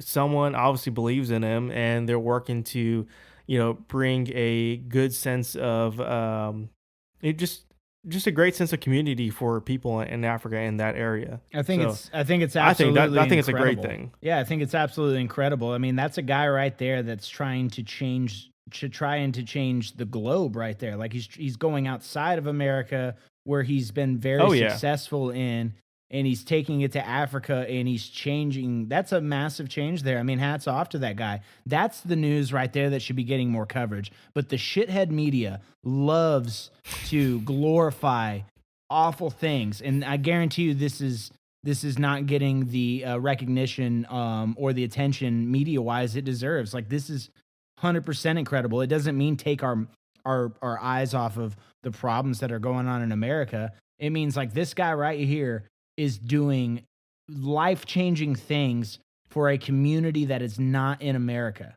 Like, that's amazing. Well, it sets a very, very good and positive precedent, because let's say this works and it pans out, because again, they're testing a new cryptocurrency in Africa to see if it works well. One, if it works out and that cryptocurrency works, that's another form of currency to compete with, the dollar, the euro, the pound, all those forms of currency. Not only that, it shows that a private individual can get funding and make a large difference, in another country. And I'm sure that they don't have a very high, capita of, of income or whatever it is. So that's going to set a precedent showing that, hey, we don't need to rely on governments to do this. We just need people and, hopefully corporations or someone to band together like, hey, we can make a difference in our community. We just need to put some money together. We need to stop relying on the government or maybe even bigger corporations for things, because we can just do things ourselves. All it takes is one person, in this case, Akon, of all freaking people. It's like, hey, we need some money. We're going to start making a change, and we're going to do it big, and it's for people. This is for our community. That's a leader. Yeah, exactly. It's a leader who doesn't need to have the spotlight. He's just going to go ahead and do it, and it's not going to matter if he gets a huge headline and all the news outlets or anything. He's just going to do it because he knows it's going to make a difference for people. Well, I can't say enough good things about that. I mean, that's a very good story. I'm glad I asked if there was any good stuff happening in the world. That's great, man. I mean, can someone please put $10 billion into over here? That's all I'm going to say on that. Well, yeah, but what would we spend it on? I mean, we saw a $3 trillion stimulus package that went to DoorDash. So it's like... Oh, okay. So I want to talk about that for a second, because, okay, I guess we're going to be done unless you've got anything, any good stories to tell for today. Me? Yeah. Do you have anything? I wish, bro. I mean... My local wing shop here was half off today, so that was pretty tight. But dude, I need to find a new wing stop. The closest place we have is Wing Stop. Wing Street, and it's great, but it's not like Pluckers or anything. Bro, I gotta give a unsponsored shout out to Wing It here in Universal City, Texas. They make any other wing place look like preschool, because they're just the bomb. And then on Wednesdays it's like my wing day. They're half off. Dude, you can't beat it. Like one day, bro, I'm gonna get them to sponsor this podcast, and every podcast and hell yeah, bro. I'm gonna annoy the shit out of people and be eating wings every podcast. Just smacking away. Hopefully we'll have the video up by there so they can see how much we're stuffing our faces with it. Right, it's like the tiniest wings, and I'm just hyping them up. No, they're huge, man. No, I love it. But I wish when I research topics when we get ready for these podcasts and stuff, man, it's so hard these days to come by some good stuff. So I'm glad you found that Akon one, because that's really cool. That's something good is blossoming in the wake of all this. Yeah, I definitely try not only like researching for the podcast, but just in general, because it's so easy to see negativity everywhere, no matter where you go, on whether it's a news outlet or on social media. So I try to make sure I have some sources of positivity. So like, for instance, like I follow on Instagram one of the biggest meme makers. His name is Tank Sinatra.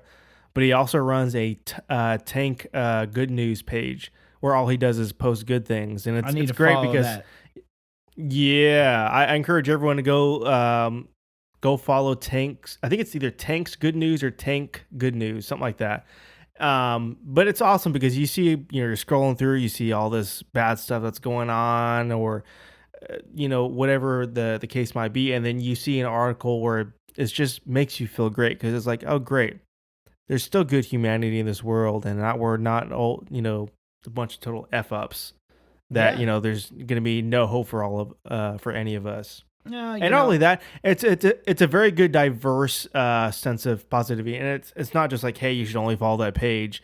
I think just in general, surround yourself with positivity when it comes, especially like the news and stuff. Because again, you're only going to see one type of positive stuff from one version.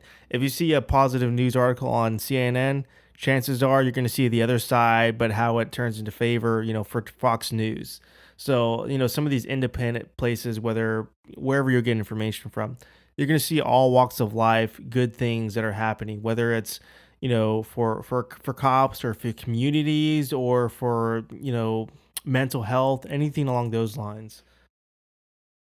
Yeah. Now there needs to be more good stuff circulating, but the problem is, man, the one thing that I've seen a lot too is somebody will post a good story or somebody will post a story that's something that's happening in their life and that they want to share it that's really good. And then you just see people cut them down and like, screw you. Do you not realize you're just trying to take your eyes off of what's going on out there? Like, there's just so much shit in the world right now. It's so hard to see any light. Ignore them. You gotta ignore them. You can't Yeah. give them any time of day because they're just gonna drag you down. Honestly, man, I'm like, I just hate social media. I think it's the biggest cancer. It's done nothing but perpetuate this entire anger of America even more. Like, could you imagine us going through this pandemic and this George Floyd thing without social media? Like, it would be. I don't think it gets as bad as it gets right now. Hey, don't say that because it's only June. July hasn't even hit, and I'm really worried about August. I just know something bad's going to happen. We're like, are you kidding me? Like, it's going to be out of a movie. If you think 2020 is out of a movie so far, and you have no idea, you think Satan himself is writing the script. Just wait. Dude, He's going to have something towards the end of the plot. We're like, well, plot twist. Aliens are attacking and they're pissed and they want revenge for something we did that the government hid from us or something stupid. You're like, this is really what's happening in the month of August or July, whatever it's going to happen. I just think 2020 is going to go down as the year of. It'll forever be a stain. It'll be the year that everybody in the future, when it comes, the year 2120, it'll always be looked at as like, wow, 2020, like it'll be like the new 1945, the end of the Civil War, the end of World War II, or 1942, the beginning of World War II type thing, Right. Like it's just who knows, man. And it's not even over. God, just this year be over, right? It's crazy. It's not even halfway. It's man. barely the end of June, which is, man, it's taking its toll. I guess there's one thing that's cool that's coming up for me is like there's that Kingdom Come Fest, so I get to go play a show, which I haven't done since December. Yeah, dude, I'm jealous that you get to go out and go play more shows right now. Dude, I don't even know what it's like to play anymore. I don't even know what it's like to play music right now. I'm like, what the heck is music? I'm gonna get up there and be like, how do I do this? I know, you're right. You're gonna see everyone six apart in the crowd, like, I feel like I need to get more into this, but it's just weird. I'm like impressed that the festival is going when all other festivals are like, nope. But this one's just like, we're doing it. And then two, it's just like, I'm so curious with, the second wave and everything of Corona, who the heck is coming out, And it's like, and like, don't hug me, like this. I mean, I can't, it's going to be weird, man. Like it's going to be like a bunch of people in the crowds with masks, like screaming through their masks. And I don't know. It's going to be quite interesting, but I'm stoked I get to play music, and maybe that'll revamp me, man. Cause I haven't become, honestly, I mean, even though it probably sounds like it on this episode, it's like, I haven't really become bitter. Like me and my wife, we've gotten way closer than we ever have. And we were super close before. Like there's been a lot of good things that have come out of this in my life, but it's like, I don't know, man. Society's just it's a weird ball game we're playing here. So it's like it can go any direction at any point. Yeah, it's gonna be interesting to see. I think every day, I think that's how we're taking things, is a day by day basis. Because I mean, who knows? We're gonna wake up tomorrow and we're gonna find out something that's happened that we're like, I can't believe that happened. or hopefully we'll turn on the news or something like, oh, okay, that's great. I'm glad that happened. So, well, it was my morning this morning as I rolled out of bed and made some coffee, and I got this email alert that was like, I forget who it was from. I need to bring it up, but I got this email alert from somebody I follow, and they were like, the world was supposed to end Sunday from the Mayan calendar, June 21st, 2020. The world was supposed to end and you didn't even know it. And I'm like, how many conspiracy theorists out there were planning on the world, the doomsday preppers, because the Mayan calendar was supposedly wrong, which it always is. And now they're all hinging on the end of the world is 11/11 on December 21st, 2021 now. And it's like, okay, there's always an end of the world thing. It's like this whole fear-mongering thing. It's like no one wants to stop it because we just allow these people to keep going. I know. It just gets more ridiculous every single day. So I wasn't surprised when I saw something about that, about the doomsday. But it does lead to one thing, because I know you and I have talked about doing a conspiracy episode soon. But I think you and I have been talking that we're definitely going to do one at some point, but I think we're going to start doing a couple more of these segments, because I really like them and I enjoy them.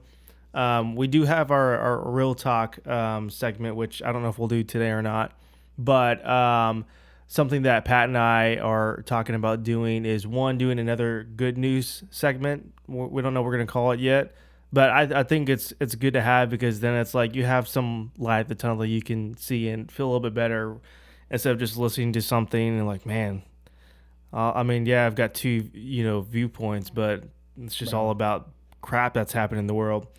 And then we're thinking about also doing like a very short conspiracy segment of just something random, which I'm sure we're going to have plenty to talk about, because we both love conspiracies, whether they're right or wrong. I just think they're fun as hell to listen to and read on. So that's going to be fun for us. Shout out to the lizard people. Hey, if y'all are listening, y'all need to sponsor this podcast. just sign it with a LP. All right, that's all I ask. Dude, I can't agree more about the good news thing, man. I'd love to have a good news episode and just some joy, man, put back in this world, because it's getting too damn dark. I agree. Pat, is there anything else you want to say before you close this out, or is there any other segment you want to bring up? Nah, bro, let's wrap it up, and I'm gonna go catch a movie with the wife. So yeah, man, I know this one was the heavier episode, bro, but I always enjoy doing them with you, man. You always bring a lot to the table, and I'm stoked to have you as a co-host. Same here, man. Agree. All right, why don't you close this out for today? Well, everybody, thank you for tuning in to episode 5. We don't know what we're going to title it with. Please email us at wearetheguiltyparty@gmail.com. Reach out to us. You can access this podcast on all sites or all places where podcasts are available. All platforms, yep. And so I don't know why I was brain farting that word, platforms. But yeah, you can find us on there. And if you want to bring anything to the table, or hell, you just want to come at me or Micah for anything we've said, please do. Just hit that wearetheguiltyparty@gmail.com. Email us your thoughts. If you want to add anything to the episode, like I said in the previous episode, we're going to be taking on some guests here in some future episodes. So if you want to start getting your name in the hat, start telling us what you want to bring to the table and want to discuss, please start getting your name in. We've already got a few, so we're wanting to build that up and have a good little candidacy to look at. So, yeah, like I said, we appreciate everybody that tunes into this. You could be doing anything right now, but you choose to hang out with us and hear us spout off our bullshit. So we're really happy about that. And, yeah, so tune in for episode 6, where we don't know what we're going to talk about, but we're sure as shit going to talk about it. That's right. Yes, sir. All right, guys, signing off. Love ya. All right, we'll see y'all. Y'all have a good one. Bye. Bye.